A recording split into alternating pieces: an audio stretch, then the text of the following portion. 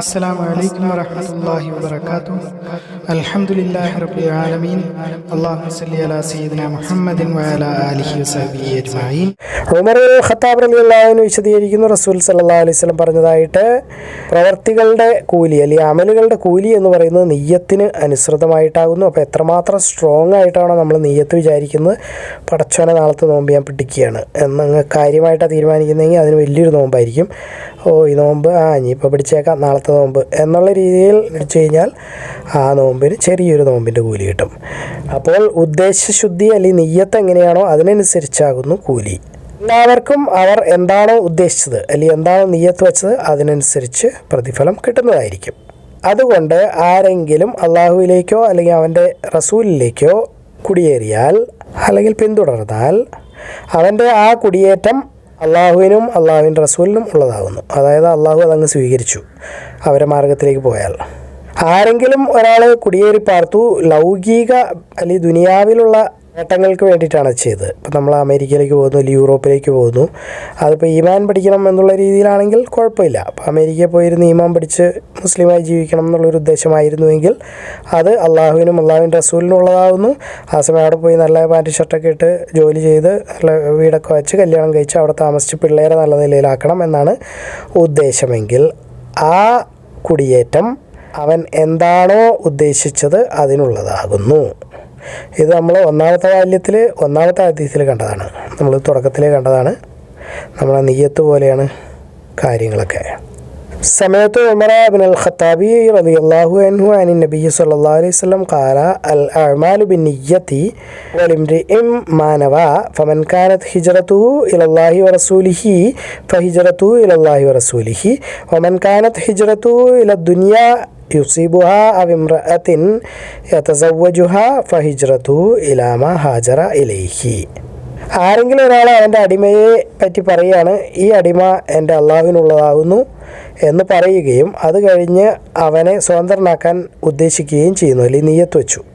അത് കഴിഞ്ഞിട്ട് അവനെ സ്വതന്ത്രനാക്കി എന്നിട്ട് ആ സ്വാതന്ത്ര്യത്തെ സാക്ഷ്യപ്പെടുത്തി. അപ്പോൾ വേറൊരാളുടെ മുമ്പിൽ വെച്ച് അല്ലെങ്കിൽ 4 ആൾ കൂടി നിൽക്കുമ്പോഴോ അല്ലെങ്കിൽ 2 ആൾ കൂടി നിൽക്കുമ്പോഴാണ് പറയുന്നത്.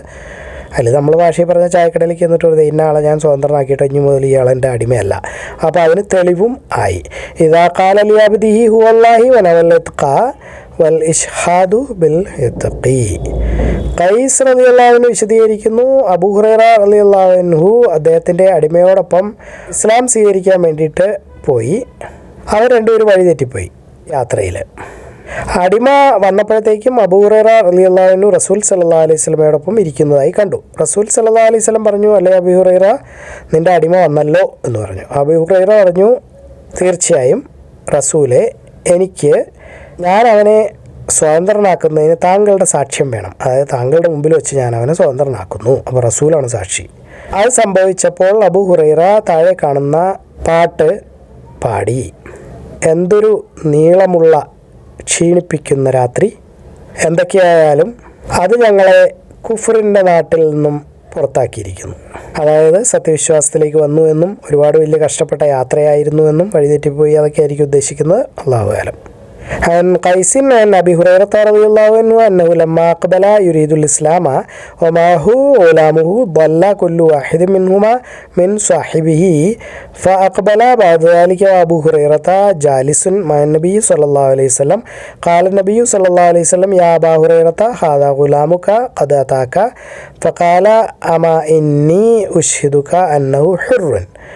قال فهو حين أقول يا ليلة من طولها وعنائها ألا إنها من دارة الكفر نجتي.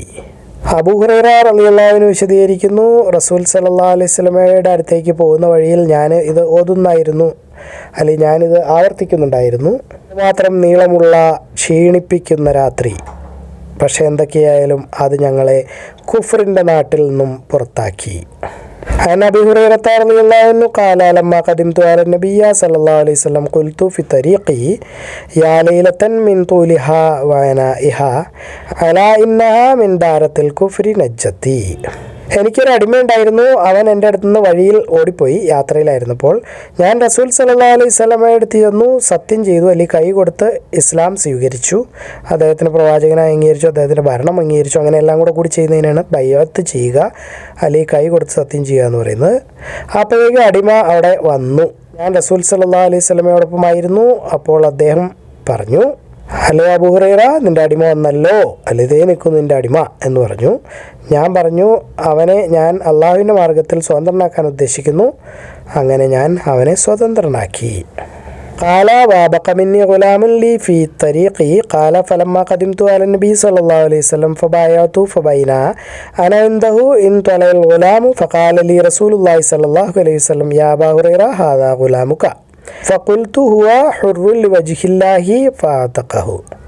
ഖൈസ് വിശദീകരിക്കുന്നു, അബൂ ഹുറൈറ റളിയല്ലാഹു അൻഹു അദ്ദേഹത്തിൻ്റെ അടിമയോടൊപ്പം ഇസ്ലാം സ്വീകരിക്കാൻ വേണ്ടി യാത്ര ചെയ്തപ്പോൾ അവർ വഴി തെറ്റിപ്പോയി. യാത്രയിൽ അടിമ വന്നപ്പോൾ അബൂ ഹുറൈറ റസൂൽ സല്ലല്ലാഹു അലൈഹി വസല്ലമയോട് പറഞ്ഞു, ഞാൻ താങ്കളെ സാക്ഷിയാക്കുന്നു അള്ളാഹുവിൻ്റെ മാർഗത്തിൽ ഈ അടിമയെ ഞാൻ സ്വതന്ത്രനാക്കിയതായിട്ട്. عن قيس قال لما قبل أبو هريرة رضي الله عنه ومعه غلامه وهو يطلب الإسلام فضل أحدهما صاحبه بهذا وقال أما إني أشهدك أنه لله. ഉമ്മുൽ വലത്, ഒരടിമ സ്ത്രീ അവളുടെ ഉടമസ്ഥൻ്റെ വകയായി ഒരു കുട്ടിയുണ്ട് അവൾക്ക്, അതായത് ഉടമസ്ഥൻ്റെ കുട്ടിയുള്ള അടിമ സ്ത്രീ, ഉമ്മിൽ വലത്. അബൂ ഹുറൈറ റളിയല്ലാഹു അൻഹു വിശദീകരിക്കുന്നു, റസൂൽ സല്ലല്ലാഹു അലൈഹി വസല്ലം പറഞ്ഞതായിട്ട്, ലോകാവസാനത്തിൻ്റെ ലക്ഷണങ്ങളിൽ ഒന്ന് എന്ന് പറയുന്നത് അടിമ സ്ത്രീ അവളുടെ ഉടമയെ തന്നെ പ്രസവിക്കും, അതായത് ഉടമയുടെ മകൻ എന്നുള്ള രീതിയിലായിരിക്കും. ഖാല അബൂ ഹുറൈറ അൻ നബി സല്ലല്ലാഹു അലൈഹി വസല്ലം മിൻ അശ്റാത്തി സാഅതി അൻ തലിദൽ അമതു റബ്ബിഹ. ആയിഷ റളിയല്ലാഹു അൻഹ വിശദീകരിക്കുന്നു, ഉത്ബ ബിൻ അബി വഖാസ് അദ്ദേഹത്തിൻ്റെ സഹോദരൻ സഅദ് ബിൻ അബി വഖാസിന് ഒരു അതോറിറ്റി കൊടുത്തിരുന്നു, അല്ലെങ്കിൽ പറഞ്ഞ് ഏൽപ്പിച്ചിരുന്നു, ഉത്തരവാദിത്തപ്പെടുത്തിയിരുന്നു. ജമായിൻ്റെ അടിമ സ്ത്രീയുടെ കുട്ടിയാണത്, അത് എൻ്റെ കുട്ടിയാണ്, അതുകൊണ്ട് നീ ആ കുട്ടിയെ ഏറ്റെടുത്ത് വളർത്തണം എന്നുള്ള രീതിയിൽ. ആ അടിമ സ്ത്രീ ഇയാളുടെ ഭാര്യയല്ല, അപ്പോൾ വിവാഹേതര ലൈംഗിക ബന്ധത്തിലുള്ളൊരു കുട്ടിയാണ്, അപ്പോൾ നിയമപരമായിട്ട് ഒന്നും ചെയ്യാനും പറ്റില്ല. അള്ളാഹുവിൻ്റെ റസൂൽ സല്ലല്ലാഹു അലൈഹി വസല്ലം മക്കം ഫതഹിൻ്റെ സമയത്ത് വന്നപ്പോൾ സഅദ് ജമായിൻ്റെ അടിമ സ്ത്രീയുടെ മോനെയും കൂട്ടി അള്ളാഹുവിൻ്റെ റസൂൽ സല്ലല്ലാഹു അലൈഹി വസല്ലം അടുത്തേക്ക് ചെന്നു. അബ്ദു ബിൻ ജമാവും കൂടെ ഉണ്ടായിരുന്നു. എന്നിട്ട് പറഞ്ഞു, അള്ളാഹുവിൻ്റെ റസൂലെ, ഇത് എൻ്റെ സഹോദരൻ ഉത്ബയുടെ മകനാണ്, അവൻ എന്നെ ഉത്തരവാദിത്തപ്പെടുത്തിയിരിക്കുന്നു ഇവനെ എൻ്റെ കസ്റ്റഡിയിൽ എടുത്ത് വളർത്താൻ, എൻ്റെ നിയന്ത്രണത്തിൽ വയ്ക്കാൻ വേണ്ടിയിട്ട്. അപ്പോൾ അബ്ദുബിന് ജമാവ് പറഞ്ഞു, അള്ളാഹുവിൻ്റെ റസൂലെ, അവൻ എൻ്റെ സഹോദരനാവുന്നു, ജമായിൻ്റെ അടിമ സ്ത്രീക്ക് ഉണ്ടായതാണ്, ജമായിൻ്റെ വിരിപ്പിലാണ് അവൻ ഉണ്ടായത്. അപ്പോൾ ജമായിൻ്റെ അടിമ സ്ത്രീ എന്ന് പറയുമ്പോൾ ജമായിൻ്റെ ഭാര്യ തുല്യമായി. അതുകൊണ്ട് അയാളുടെ വീട്ടിൽ, അല്ലെങ്കിൽ അയാളുടെ വിരിപ്പിൽ, അയാളുടെ ബെഡ്ഷീറ്റിലുണ്ടായി, അല്ലെങ്കിൽ ബെഡിൽ ഉണ്ടായി എന്ന് പറഞ്ഞു കഴിഞ്ഞാൽ അയാളുടെ അധികാരത്തിൽ ഉള്ള സ്ഥലത്ത്, അല്ലെങ്കിൽ അയാളുടെ അധികാരത്തിലുള്ള സ്ത്രീയുടെ കുട്ടിയാണ് എന്നും, അപ്പോൾ അയാളുടെ ആണെന്ന് തെളിയിക്കാൻ വേണ്ടിയിട്ടും. നമ്മൾ നേരത്തെ കണ്ട ഹദീസാണ്. അള്ളാഹുവിൻ്റെ റസൂൽ സല്ലല്ലാഹു അലൈഹി വസല്ലം കുട്ടിയെ ഒന്ന് നോക്കി, ജമായിൻ്റെ അടിമ സ്ത്രീയുടെ മകന് ഉത്ബയുമായി ഒരുപാട് സാമ്യങ്ങളുണ്ടായിരുന്നു ആ കുട്ടിക്ക്. അപ്പോൾ ഉത്ബയുടെ കുട്ടിയാണ് എന്നുള്ളത് വ്യക്തമായി ചിലപ്പോൾ മനസ്സിലാക്കാൻ പറ്റും. പക്ഷേ നിയമപരമായി അവർ ഉത്ബയുടെ ഭാര്യ അല്ലാത്തതുകൊണ്ടും ജമായിൻ്റെ അടിമ സ്ത്രീയുടെ കുട്ടിയായതുകൊണ്ടും അപ്പോൾ കുട്ടി ജമായിൻ്റെ ആയി മാറും. അള്ളാഹുവിൻ്റെ റസൂൽ സല്ലല്ലാഹു അലൈഹി വസല്ലം പറഞ്ഞു, അത് നിനക്കുള്ളതാവുന്നു അബ്ദു ബിൻ ജമാഅ്, കാരണം അവൻ നിൻ്റെ പിതാവിൻ്റെ പിരിപ്പിലാണ് ജനിച്ചത്. അള്ളാഹുവിൻ്റെ റസൂൽ സല്ലല്ലാഹു അലൈഹി വസല്ലം സൗദ ബിന്ത് ജമാഅിനോട് എന്നിട്ട് പറഞ്ഞു, അല്ലയോ സൗദ ബിന്ത് ജമാഅ്, ആ ആൺകുട്ടിയെ കാണുമ്പോഴൊക്കെ നീ പൂർണ്ണമായും പർദ്ദ ഇടണം എന്ന്, അതായത് അന്യ പുരുഷനായിട്ട് തന്നെ അവനെ കാണണം. കാരണം ആ കുട്ടിക്ക് ഉത്ബയുമായി ഒരുപാട് സാമ്യങ്ങൾ ഉണ്ടായിരുന്നു. സൗദ എന്ന് പറയുന്നത് റസൂൽ സല്ലല്ലാഹു അലൈഹി വസല്ലമയുടെ ഭാര്യയാണ്. ഇത് വീണ്ടും 4303 ആവർത്തിക്കുന്നുണ്ട്. അന്ന ആയിഷത റളിയല്ലാഹു അൻഹ ഖാലത്ത് കാന ഉത്ബത്തു ഇബ്നു അബി വഖാസിൻ അഹിദ ഇലാ അഖീഹി സഅദ് ഇബ്നു അബി വഖാസിൻ അൻ യഖ്ബിദ ഇലൈഹി ഇബ്നു വലീദത ജമഅത قال عتبة إنه ابني فلما قدم رسول الله صلى الله عليه وسلم زمن الفتح أخذ سعد بن وليدة زمرة فأقبل به إلى رسول الله صلى الله عليه وسلم وأقبل معه بعبد بن زمرة فقال سعد يا رسول الله هذا ابن أخي عهد إلي أنه ابنه. قال عبد بن زمرة يا رسول الله هذا أخي ابن زمرة ولد على فراشه. فنظر رسول الله صلى الله عليه وسلم إلى ابن وليدة زمرة فإذا هو أشبه الناس به. فقال رسول الله صلى الله عليه وسلم هو لك يا عبد بن زمرة من أجل أنه ولد على فراش أبيه.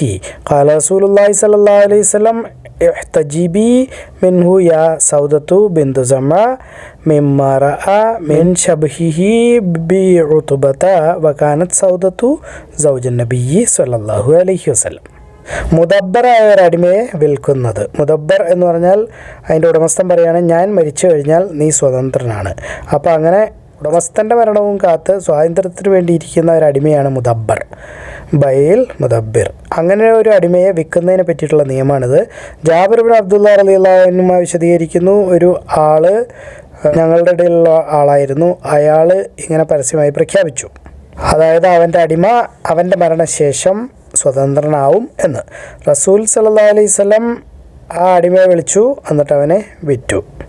ആ അടിമ ആ വർഷം തന്നെ മരിച്ചു. നേരത്തെ നമ്മൾ കണ്ട ഹദീസാണ്. ഇതിൻ്റെ വിശദീകരണത്തിൽ പറയുന്നു, ആ സ്വതന്ത്രനാക്കണം എന്ന് പറഞ്ഞിരുന്ന ആളായത് അടിമയുടെ അപ്പോഴുള്ള ഉടമസ്ഥന് ഭയങ്കര പൈസയ്ക്ക് ആവശ്യമുണ്ടായിരുന്നു. അതുകൊണ്ട് ആ വാക്ക് തെറ്റിക്കേണ്ടി വന്നു. കാരണം തെറ്റിച്ചു എന്ന് പറയാൻ പറ്റില്ല, കാരണം ഞാൻ മരിച്ചു കഴിഞ്ഞാലാണ് അയാൾ സ്വതന്ത്രനാവുന്നത്, ജീവിച്ചിരിക്കുമ്പോൾ അയാൾ സ്വതന്ത്രനല്ല.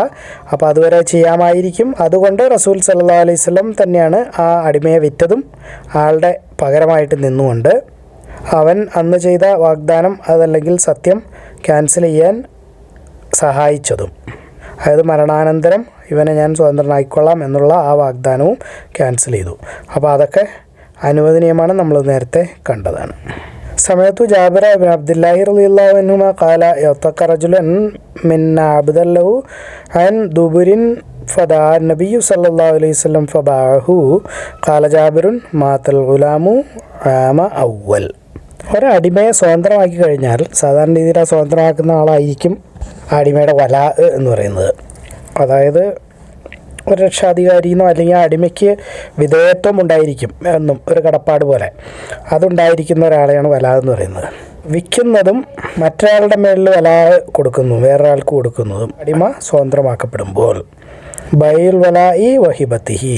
ഇബ്നു ഉമർ റളിയല്ലാഹു അൻഹു വിശദീകരിക്കുന്നു, അല്ലാഹുവിൻ്റെ റസൂൽ സല്ലല്ലാഹു അലൈഹി വസല്ലം വിലക്കിയിരിക്കുന്നു, അടിമയെ വിറ്റ് അതിൻ്റെ വലാ അല്ലെങ്കിൽ ആ വിധേയത്വം അല്ലെങ്കിൽ രക്ഷാകർതൃത്വം എന്നൊക്കെ പറയാവുന്നത് അത് മറ്റൊരാളിലേക്ക് ഏൽപ്പിക്കുന്നത്. അടിമയെ സ്വതന്ത്രമാക്കപ്പെടുമ്പോൾ ആരാണോ അടിമയെ സ്വതന്ത്രമാക്കുന്നത് ശരിക്കും അയാളാണ് വല, വേറൊരാൾക്ക് ആവാൻ പറ്റില്ല. അങ്ങനെ വേണമെന്നുണ്ടെങ്കിൽ അയാൾ ഈ അടിമയെ വില കൊടുത്ത് വാങ്ങിച്ചിട്ട് അയാൾ സ്വതന്ത്രനാക്കണം, അതല്ലാതെ എളുപ്പ വഴികളൊന്നുമില്ല. സമയത്തു ഇബ്നു ഉമർ റളിയല്ലാഹു അൻഹുമാ യഖൂലു നഹ നബിയ്യു സല്ലല്ലാഹു അലൈഹി വസല്ലം അൻ ബൈൽ വലാഇ വഅൻ ഹിബത്തിഹി. ആയിഷ റളിയല്ലാഹു അൻഹ വിശദീകരിക്കുന്നു, ഞാൻ ബരീര എന്ന പേരുള്ള ഒരു അടിമ സ്ത്രീയെ, പെൺകുട്ടിയെ വാങ്ങിച്ചു. പക്ഷേ അവളുടെ ഉടമസ്ഥന്മാർ ഒരു കണ്ടീഷൻ വ്യവസ്ഥ വെച്ചു, അവരായിരിക്കും വലാ എന്ന്. കാരണം ആയിഷ റളിയല്ലാഹു അൻഹ വാങ്ങിക്കുന്നത് സ്വതന്ത്രമാക്കാൻ വേണ്ടിയിട്ടാണ്. അപ്പോൾ അടിമ സ്വതന്ത്രമാക്കി കഴിയുമ്പോൾ ആജീവാനന്ദ വിധേയത്വം എന്ന് പറയുന്നത് ഒരു വലിയ കാര്യമാണത്. അപ്പോൾ ആ കുടുംബത്തിനൊരു കടപ്പാടും ഇഷ്ടവും സ്നേഹവും ദയയും ബഹുമാനവും ഒക്കെ ഉണ്ടാവും. അത് അവർക്ക് വേണം എന്നവർ അവകാശപ്പെട്ടു. ഞാനത് റസൂൽ സല്ലല്ലാഹു അലൈഹി വസല്ലമയോട് പറഞ്ഞു. അദ്ദേഹം പറഞ്ഞു, അവളെ നീ സ്വതന്ത്രമാക്കിക്കൊള്ളുക. വല എന്ന് പറയുന്നത് ആരാണോ അവളുടെ വില കൊടുത്തത് അല്ലെങ്കിൽ ആരാണ് അതിൻ്റെ ഉടമസ്ഥൻ, പൈസ കൊടുത്ത് വാങ്ങിച്ചു എന്നിട്ടാണ് സ്വതന്ത്രമാക്കുന്നത്, അല്ലെങ്കിൽ കുറേ നാളായിട്ട് കൂടെ ഉണ്ടായിരുന്നു എന്നിട്ട് സ്വതന്ത്രമാക്കുന്നത്. അപ്പോൾ അതിൻ്റെ വില കൊടുത്തത് ആരാണോ അയാളാകുന്നു അതിൻ്റെ വലാ എന്ന് പറയുന്നത്. അല്ലാതെ ചുമ്മാ ആരെങ്കിലും വന്ന് പറഞ്ഞു, കണ്ടീഷൻ വെച്ചു, അങ്ങനെ പറഞ്ഞുകൊണ്ടൊന്നും വലാ മാറുന്നില്ല. നമ്മളിതെല്ലാം വ്യക്തമായിട്ട് വളരെയധികം പ്രാവശ്യം ഇതിനു മുമ്പ് കണ്ടതാണ്. അങ്ങനെ ഞാൻ അവളെ സ്വതന്ത്രയാക്കി. റസൂൽ സല്ലല്ലാഹു അലൈഹി വസല്ലം ബരീരയെ വിളിച്ചു, എന്നിട്ട് അവൾക്ക് തിരഞ്ഞെടുക്കാനുള്ള അവകാശം കൊടുത്തു. ഒന്നല്ലെങ്കിൽ അവൾക്ക് അവളുടെ ഭർത്താവിൻ്റെ കൂടെ ജീവിക്കാം, അതല്ലെങ്കിൽ അവനെ ഉപേക്ഷിക്കാം.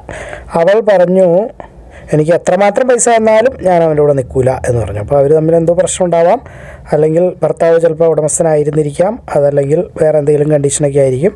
ആ ഭർത്താവിനെ അവൾക്ക് വേണ്ട. അങ്ങനെ അവൾ അവളുടെ ഭർത്താവിനെ ഉപേക്ഷിച്ചുകൊണ്ട് സ്വതന്ത്രയായി. അപ്പോൾ ഈ ഭർത്താവായിരിക്കും ഉടമസ്ഥൻ എന്ന് നമുക്ക് വേണമെങ്കിൽ ഊഹിക്കാം.